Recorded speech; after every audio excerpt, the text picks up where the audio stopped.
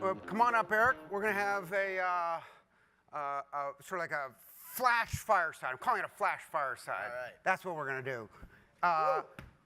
This morning, we talked about ecosystem challenges like brand safety and measurability and viewability and fraud and all these things. This time last year, you and I were on this stage talking about your acquisition of Moat, your solution to the viewability problem and the measurement problem. We're back on stage because we didn't plan it, but you did another deal. Yes. Talk to me. What does GrapeShot solve for you in the ecosystem? How many people have not heard of GrapeShot in this crowd? It's pretty good number. I had a similar number of hands go up at our company when we announced the deal, actually. So, okay. So GrapeShot is I think the most successful company in our industry that a good number of people have still never heard of. I think there are a few reasons for that. One is which the headquarters is in Cambridge, England, but has nothing to do with Cambridge Analytica. I want to stress. Okay. Like Cambridge had this venerable tradition for like 600 or 700 years, and now it's been sullied.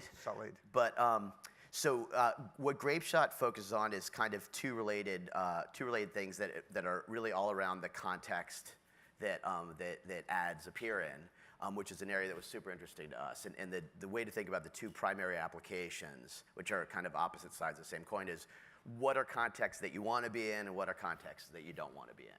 So one, you mentioned brand safety. Yep. And the kind of unique spin here is that I think there are a lot of different ways to get kind of, call it basic brand safety. And different companies may have different degrees of conservatisms around pornography or guns or drugs or pick your vice. What becomes much more interesting is when you think of it in kind of a more subjective matter. And so every company really has their own notion of what is a comfortable environment for the brand. So an example would be if you are running an ad next to, let's just say there was a plane crash. Right. If you're a candy bar, nobody's going to notice that, right? But right. If you're Southwest Airlines, it's immediately going to be noticed, sure. Right? If you, an example that we just, my company's now started to send me examples of this that they're seeing as they're out there, but there was an article on this kind of unfortunate arrest of the black patrons of Starbucks, right. And there's a Starbucks blonde cappuccino ad running right above that. Oops. Right? If you had something, double whammy. Double whammy. If you almost couldn't plan it worse, right? And so there, you might have an issue with, some philandering by a board member you'd want to avoid. That's totally irrelevant if you're another brand. So the ability to kind of in real time be able to very much customize things and make sure you're not in this environment at all, anywhere in this programmatic black box. And then secondarily, the positive side of that is what context do I want to be in? So an example here would be if I'm Nike, right? Any article that's mentioning track and field and the Olympics and basketball and these specific athletes and all that, now I can buy them programmatically and know I'm going to be there. But your solution has to be a software solution. It has to be something done at scale, right? You can't manually review all of these ads. Yeah. So what we have this really cool interface, and GrapeShot calls it, I don't know if it's the most elegant title, but it sums it up, a bag of words, right? And so you pick words that are relevant to you that you want to avoid or that you want to be next to, and you very rapidly then deploy that to your favorite DSP. And we're to just give people a sense, the scale of the business, we're over 40 billion impressions were informed with GrapeShot around the world in the last month. Wait just a second here. When you said a bag of words, it sounded like I did a financing for a company called Context Web in 2008, and they had a word taxonomy. My God, we've gone full circle in a decade.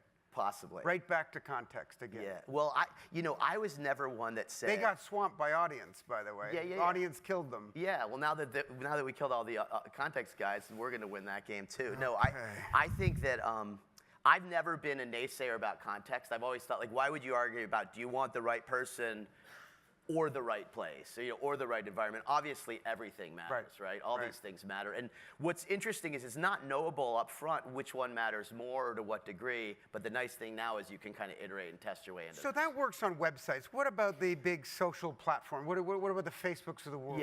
Yeah. We don't have a walled garden solution right now for GrapeShot. We will increasingly, and this is where there's a lot of nice synergy with our current portfolio, is because with our Moat measurement solutions, we're integrated with every major walled garden, including being the first as of the last few weeks to be integrated with LinkedIn. Yep. Right. So we got every single walled garden that we're integrated with. Now our ability to do kind of very customized brand safety in all these walled gardens is really going to go up from a measurement standpoint. But I wouldn't say we'll be able to do that from kind of a pre-bid, standpoint in walled gardens. We hope to, but there's no plan around that yet. Now, was there any coincidence that this acquisition was done a month prior to the implementation of GDPR? That was a factor, but not your driving? Yeah, it was not a driver. Like the way I always think about it is I think we try to be motivated more by long-term strategic thinking than kind of short-term arbitrage kind of stuff. Yep. So I would say that's a happy, I wouldn't say it's an accident because we obviously saw GDPR coming, Sure. but I can tell you that that was a sub-bullet on slide 6 of my sell deck to Larry Ellison. Like it wasn't the thing. Now, admittedly, when I met with the board to get the final approval, we said GDPR just because that was such a great soundbite for board members. But the nuance was that wasn't the strategic rationale. The strategic rationale was a great complement to audience, scales nationally. We're in 31 countries. We even have, we have revenue in China. We're going to figure out an audience business in China, but Right. I'm not holding my breath on that happening tomorrow. We already have a context. You just said in your pitch deck to Larry Ellison, how active is it? I mean, this is a sub $400 million acquisition, so I'm told. How involved does he get in the deals of that scale? Well, I could tell you when we bought Crosswise a couple years ago. No, come on. I'm telling you. Sub 50. Yeah. Really? Larry is, as you might if you were worth whatever $60 billion, he kind of tends to cherry pick what he wants to be involved in. And he likes M&A. Okay, he So likes wants to M&A. be And involved. what about ODC? I think he likes ODC. I think he liked us more before GDPR and Cambridge Analytica and stuff like Yeah, that. I bet. He still likes us. I'll see him next week. I'll ask him. So Oracle has been one of the most prolific acquirers in the sort of MarTech ecosystem. You've built a marketing stack set of capabilities almost all through M&A, right? Is that Yeah, nod? Well, you've built Yeah. some stuff, but on the marketing you've made cloud side, a number of acquisitions. Yeah, I mean, we've including built a your lot. company and- Most of our growth has been organic in the data cloud since in the 3.5 years I've been there, but there's been a lot of acquisition. But more than half's been organic. So give us a little transparency. You mentioned you take the longer sort of strategic view. Give us a little bit of transparency to the way you think about things. I think we talked about this last year, but it's worth repeating as one of the companies still buying companies in the ecosystem. John Snyder's nodding his head, yes.